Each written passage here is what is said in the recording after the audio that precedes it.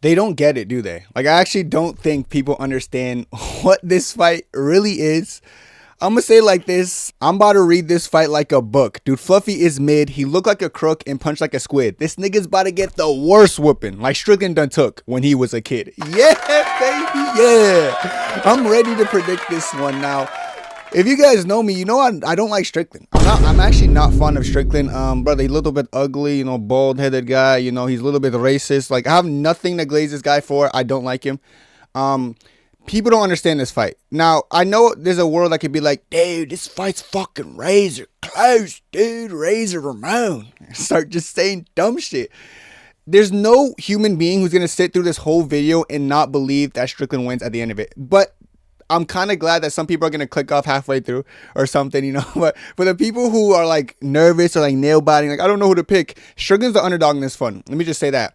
And it's so obvious after watching film. I spent the whole day watching film damn near. I watched their fight marathons. I watched specific fights with like Strickland and Mavov, like Strickland and multiple different people. And I also watched a lot of film on Anthony Hernandez, who is really good at what he's good at. And so is Strickland. So let's break down this fight stylistically and actually tell you guys what I think is going to happen. We're going to break down the striking, grappling, everything in this video. So without a doubt, you will know who the winner will be after this video, 100% confirmed. But let's just keep going. And let's talk about the first thing is things to note about both fighters. First with Strickland.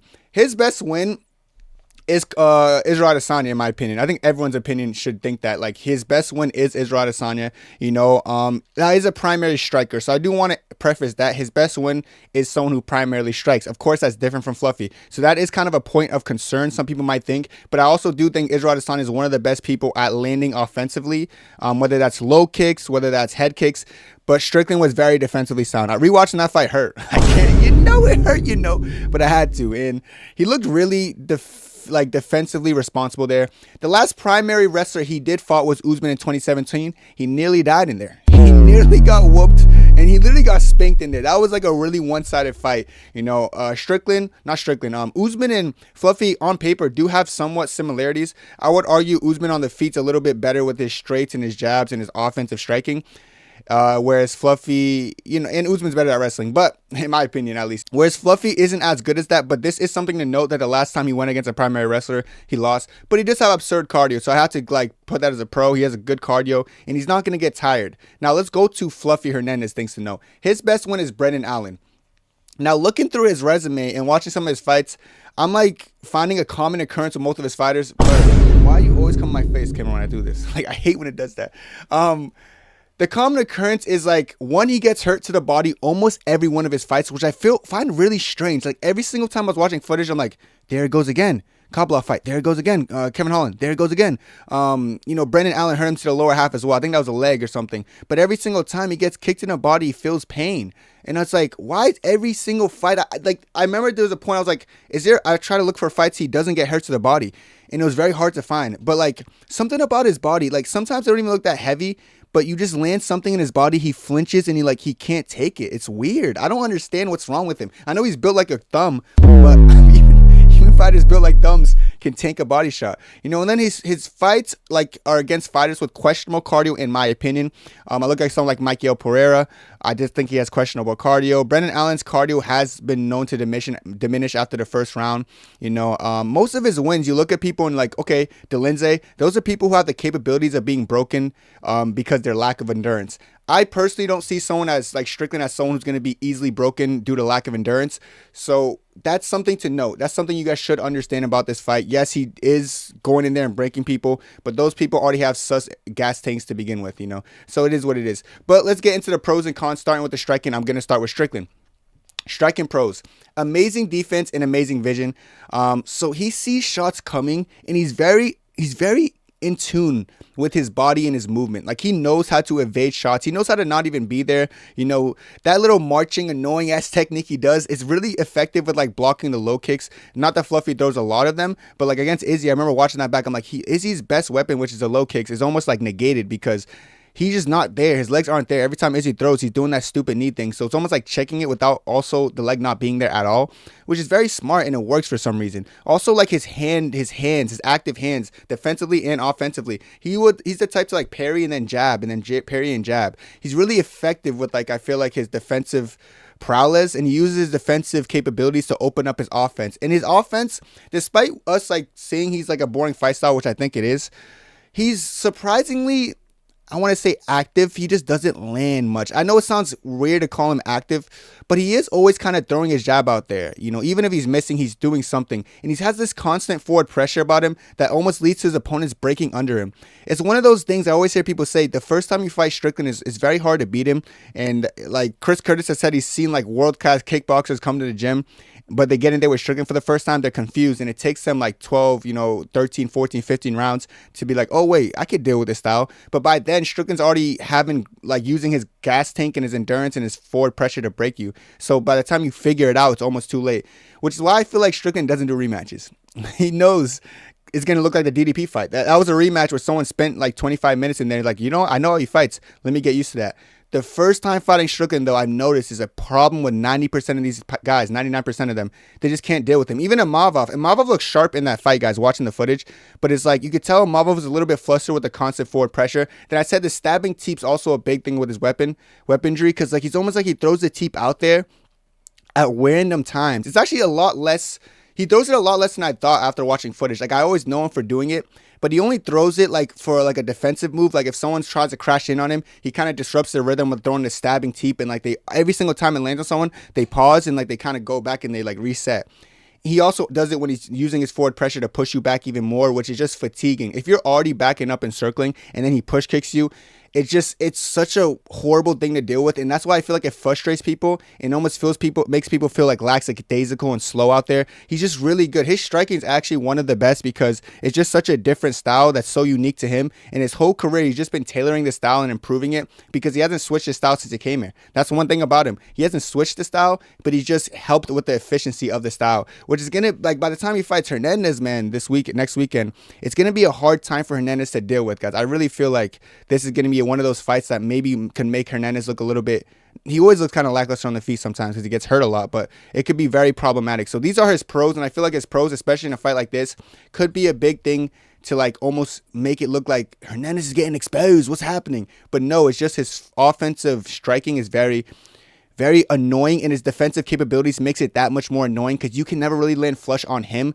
but he's constantly putting volume on you. What is his cons? He's not heavy-handed, which leads to him losing close fights, and he's vulnerable to a left hook. That's not going to matter in this fight, but I've seen Imavov slip in a left hook. I've seen Pereira that ended up sleeping him. Like, if you have a left hook in you and you have crazy power, you could catch him. But it's more of like catching Strickland. That's the tough part, because catching him is one thing. Then having the power to put him out is another thing that I feel like you need to be able to beat him, in the feet at least. But I said not heavy-handed, and it leads to close fights. And I feel like this is an important thing because in the Cannonier fight, he did out-volume Cannonier. What was the difference? Cannonier, when he landed, it seemed more impactful and more meaningful. Whereas when Strickland landed, it's kind of that thudding jab and that teep. He's not really sitting down on 1-2s too much. He does throw a little bit more 1-2s, but like especially lately. But like even then when he throws a 1-2, it's almost like it feels pitter-pattery, so it doesn't really land that significantly, so it leads to him losing fights that are very razor close, But I feel like, honestly, watching some of his footage, despite me thinking he's like a little bit soft-handed, like it's like a thudding noise that when he lands, because sometimes he does something where he lands on the guard where these guys are just posturing or like posting up and he's just boom, boom, boom, boom. If you ever get comfortable against Strickland and start like fatiguing yourself from circling and you end up on the cage, that's when he has his biggest moments. That's when he had his best moment against Izzy, when he hit him with that 1-2, because Izzy thought he could possum him and he got caught. What Strickland does well is that he has you constantly moving, and human beings want to like reset or like rest at a point, so they're gonna rest on the cage, whether it's like them trying to like feint something or like just shell up. But whenever they do that, I've noticed with Strickland, that's when he tees off, because he understands that you're starting to get fatigued from circling so much, so you're trying to finally set your feet down and just trying to like, all right, fuck it, let's fight. But by the time you do that, you're already slow, you're on the fence, you're tired, and that's when Strickland like takes that upper hand and starts to run away from a lot of these fights. So his cons are really only he doesn't hit too hard and he's vulnerable to a left hook. But in this fight, the only thing that could be a con, I guess, he doesn't hit too hard, but that's just going to lead to him not getting a finish rather than him not winning, if that makes sense. Now let's talk about Fluffy's pros and cons, because he has some too. For his pros, I said this: he's a good pressure striker. Now, he does hit harder than Strickland. Like, I feel like when he hits, it's a little bit more thudding power. He doesn't have crazy power, but he has power that could be like, oh shit, I got hit, you know? Oh fuck, dude, I got hit. That's the kind of power he carries. Then I said surprisingly agile kick game. He throws spinning kicks. He does. Like, I was watching footage and I was like, yo, his kick game's kind of it's underrated. I don't know why I felt like I was gonna see a little bit more fundamental traditional boxing than nothing else. But no, he has pretty good kicks. He would throw a low kick here and there. He would throw body kicks. He would throw like some spinning head kicks, you know. He would throw like weird low kicks. He would just throw things at you that you probably wouldn't expect him to throw. And I feel like that's something to, you know, look at. I think Strickland is pretty good at defending kicks. Like, he showed that against Adesanya, but you never know. He could maybe catch Strickland with something with a kick. But as far as like everything else, the best thing I can gauge from him is when he has you going backwards, he lets his hands go pretty comfortably, and I feel like he has a lot of his moments there. So he's like a good pressure striker. He doesn't strike the best off his back foot. So this is going to be interesting to see who takes initiative, because Strickland, even if Strickland goes against someone who like fucking would Marauder max him like DDP, he will still try to back the guy up. So Strickland's not the guy to surrender the front foot easily. I've seen Hernandez play seesaw match where he will surrender and then give it up, and then surrender and give it up. That's not good to do against Strickland, because every time I've seen Adesanya try to seesaw, but like Strickland wouldn't give him that respect and would keep walking him down. And I feel like he would do something similar with Hernandez, whose best weapon is his pressure with his striking. If Strickland can have him going backwards, that's when the takedowns look a little bit lackluster, and that's when his striking is going to look lackluster. So what Strickland needs to do is just fight authentically himself, whereas Fluffy needs to take more risk in the striking, but that could lead to him getting hurt, in my opinion. And that takes me to his cons. His defense isn't sharp. You know, Kopylov was landing some mean 1-2s down the pipe. You know, even Michael Pereira a little bit in the first round was landing on him. You know, Rodolfo Vieira was he almost gets finished a lot of his fights because his defense isn't sharp. So he'll like let some shots go through his guard and he'll get rocked or he'll get hurt to the body. You know, I don't know what's up with him, but it's very hard to find a fight where he doesn't get hurt before winning. Like, it's very hard to find that, you know. I don't know a fight that didn't happen. Maybe the Lindsay fight, he never really got hurt. But Lindsay's ass. Like, Lindsay's not Strickland. So that's an interesting thing about him, that his defense isn't the sharpest. And also he's like vulnerable. Like, you hit him in the body, dude, he's going to get hit to the body. He's going to get hurt. I'm telling you, right? I'll put any amount of money. Like, when they're striking, I just know it's going to be problematic for him. These cons are like very big, especially against someone like Strickland. If your defense isn't sharp with Strickland, his jab is his best weapon, so he's gonna close up your eye. That's one thing about jabs that people don't understand. It messes with equilibrium, it slows you down, and like it will close your eye to a point where your vision's adverted, and now everything that you have going for you is starting to be lackluster. Strickland can bust him up pretty well with a jab and a 1-2. He does try to move his head a lot, but like for some reason it just doesn't go his way. I feel like he's easily hit and easily hurt. So this is how I feel like the striking comparison is gonna look like. I think Strickland will be comfortable. Strickland will comfortably outstrike him. I say comfortably because I don't think he's going to struggle much in the striking department. I think Hernandez will get hurt. I don't think it's a maybe. I think he 100% will get hurt. You could screenshot this. You could clip this. You do whatever you want about this. He will get hurt to it from a teep. He'll get hurt from maybe a 1-2. He will get hurt from Strickland. I feel like Strickland's jab and teep should be money. I feel like that style of fighting is perfectly made for someone like for someone to beat Fluffy, like someone just who could teep him in the stomach, hurt him there, and then someone with a decent 1-2 that can maybe stun him or rock him. In the striking, at least, Strickland has a significant advantage over Fluffy to a point where him being an underdog is already disgusting. I don't mind it. The odds makers are making me money, so I thank them for it, but it almost makes no sense for me. I think his jab and teep is going to be a very problematic thing that Fluffy's going to have to deal with. Next, we're going to talk about the grappling. Now, the grappling for Strickland, I've given him his pros. I said great takedown defense, especially in the clinch. And I said an even better get up and sleeping wrestling offense. Like, I feel like people sleep on his wrestling offense. I think it's sleeper. I think sometimes he could catch a leg, take you down. You saw him take down a Mavov. You know, he just has an offensive wrestling weapon that he can go to when he feels a little bit flustered. He did it against Brendan Allen, too, who's a pretty good grappler, who, of course, is Fluffy's best win. And he knocked out Brendan Allen, you know. I know it was younger Brendan Allen, but I would argue he looked a lot better at that time of his career. But I said an even better get up because people will get Strickland down, you know, but he will always get up. Like, I've noticed that about Strickland. He does get up very quickly and very easily, in my opinion. I never really seen someone hold down Strickland. Usman's came the closest to, but even then he wasn't really surrendering against Usman, and I feel like he has great takedown defense, specifically in the clinch, where I feel like Hernandez tries to go to a lot to get takedowns, but against the fence, he's pretty good at like defending and then getting up, even if you like try to chain wrestle him down, he'll get up pretty well. So I do think his great takedown defense is going to be very important here, and the ability to not get controlled and get up will be very important. I guess, especially against someone like Fluffy. Fluffy's not necessarily the guy who's going to take you down and like control you. He'll try to land something, but in the midst of that, Strickland's going to get to a hip and get up by then, and then it's going to be back to a striking match. So these are his pros, and I feel like they're very important, especially against a Fluffy Hernandez. Now, what are his cons? He can get overpowered in open space. Now, there's not a lot of people who take down Strickland, but the DDP fight was the one I could see multiple times. I think he took him down 6 times total in that fight. A lot of it was DDP like shoots an explosive double leg in the open and like will muscle him. Sometimes he'll shoot the double leg, get him all the way to the cage, and then he'll pull him out and then take him down. But that was not really because DDP was so slick. I think it was a lot to do with the strength advantage that I feel like Dricus du Plessis had over Sean Strickland, where you kind of muscle him down at some aspects. But every single time he did that, like I said, Strickland's up. He's up quickly as well. So that's a weakness, I guess. He could get overpowered in open space or even tripped, like inside tripped in open space, but he does a good job getting to the fence and getting up pretty well. So I feel like his cons is not a bad thing, especially because I don't think Fluffy's all that strong. I do think DDP is more physically imposing. I think Fluffy a little bit chubby guy, maybe a little bit big stomach, but I don't think it's the same. I don't think that's the same as Dricus du Plessis. I feel like he's a little bit stronger, even though fundamentally they're both pretty. DDP is not a horrible, like he doesn't wrestle well, but he's very fundamental in his wrestling offense. But I also believe Fluffy is, which brings me to Fluffy's pros and Fluffy's cons. First of all, he has fundamental wrestling ability and solid trips. Now, I feel like a misconception with people is they look at Fluffy and they think he's like a really world-class crazy grappler. No, like if you actually watch his wrestling, it's very basic and fundamental, but it works for him because he kind of tires people out initially, and then that's when the momentum in his wrestling starts growing. There's people who don't really understand the fight and only know Fluffy as like, oh, he's a wrestler, he's going to just take down Strickland and control him. That's not really how this fight's going to go. A lot of the time, his takedowns aren't even controlling takedowns all the time. The takedowns to like land some punishment. They'll get back up, but he'll dump you back down and keep shooting eventually. And like over time, these guys' gas tanks start to wilt, and then the takedowns and the fundamental wrestling ability starts to carry him. It's not like he's doing anything crazy. It's not like he's Hamzat, like he has to do these flips and all that to get takedowns. He's just doing common inside trips. He's just doing double leg attempts. He's not doing anything abnormal. He'll try to take you down in the clinch. Very basic fundamental wrestling though. Here's his cons. Very basic fundamental wrestling trips. So his pros, his con. His con's going to be more of a con this fight because he's going against Strickland. Now with Strickland, I don't think you could be too basic and lack strength. Like, it's one thing if you're DDP, you're physically imposing, but you're basic with your wrestling entries. Because if Strickland stuffed it, he could still get muscled down.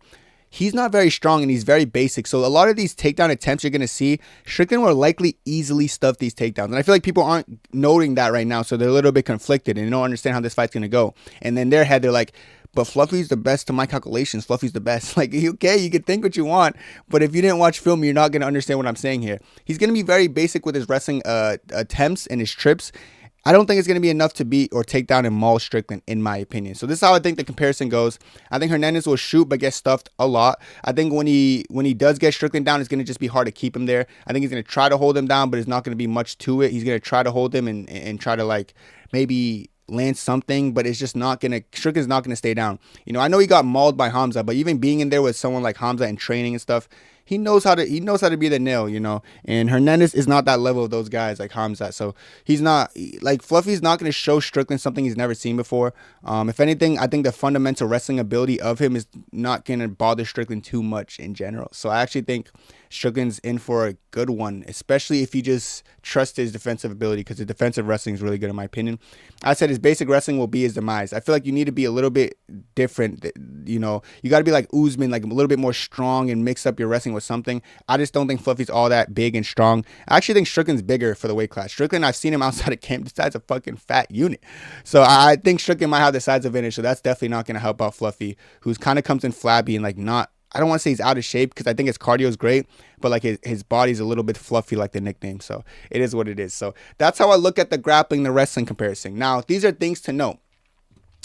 Hernandez can't rely on Strickland fatiguing, and then this is Hernandez's hardest fight, not Sean's. I'm saying this because in a lot of the fights, I'm not saying Fluffy relies on it, but Fluffy gains momentum when what happens? His people like Michael Pereira, who has shitty gas tank, Brennan Allen, who's known for fatiguing a little bit. When these guys start fatiguing, that's when he does well. Even Kopylov doesn't have the best cardio. We've seen that lately.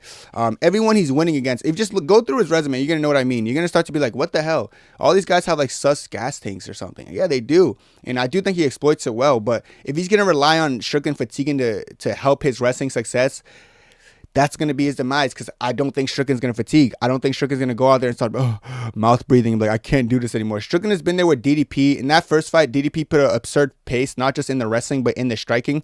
Like, DDP doesn't let anyone rest. He'll always be constant in the 1-2s, and DDP's a lot better of a striker than Fluffy Hernandez, So I don't think Fluffy's going to put a pace on Strickland that Strickland's never seen before. And like, I have to preface, this is Hernandez's hardest fight. It's not Sean. DDP's a harder fight than Fluffy. Israel Adesanya is a harder fight than Fluffy. Usman, even and Nazardine Imavov. All like Sean Strickland has been in there with way better people. This is actually, I'm actually very confused. The odds make me laugh, eh? And the odds are funny to me, eh? And I know some comments are gonna be thinking, but I really want people to know what this fight really is. The odds are probably going to change. People who watch this video can probably put the house on Strickland, so the odds will shift a little bit. But it's just one of those cases where it's Hernandez's hardest fight. It's going to be another night in the office for Sean, in my opinion. And that's really what it is. So this is my actual pick. I think Strickland wins by UD or KO. I could definitely 100% see a KO happening in this fight, like tenfold. I could see Fluffy kind of getting broken by TKO. I said Sean keeps this fight standing primarily, and that's where he's going to win the fight. I think he's going to hurt Hernandez, maybe with a teep, maybe with a 1-2, anything. I said I think Strickland's going to make Fluffy's gas tank look sus. Not the opposite. I don't think Fluffy's going to make Strickland's gas tank look sus. I actually think Strickland's going to be putting such a pace and such a beating on Fluffy that Fluffy's crazy cardio that he's known for is going to be a little bit lackluster, and I think the teeps are going to slow him down and fatigue him. Strickland's doing his homework. He knows this guy gets hurt to the body. He's not oblivious to that. So I feel like he's going to invest in that, and he's going to kind of expose Fluffy and have a really easy win. This is like a really easy pick to me, but he's an underdog, so I guess Mr. Kenny just coming through and hitting. I never got a main event wrong this year. I told you guys I'm not going to get one wrong. I got like 3 or something wrong, or 4. I don't know how much last year. This year, we're not getting a single one wrong. We're definitely not starting with this one. I know it's an underdog pick, but I know ball. But let me know what you guys think about this. Let me know who you're picking down below. And brother, don't switch your pick. Just tell me the truth. That's it for me. God bless. 2, 3.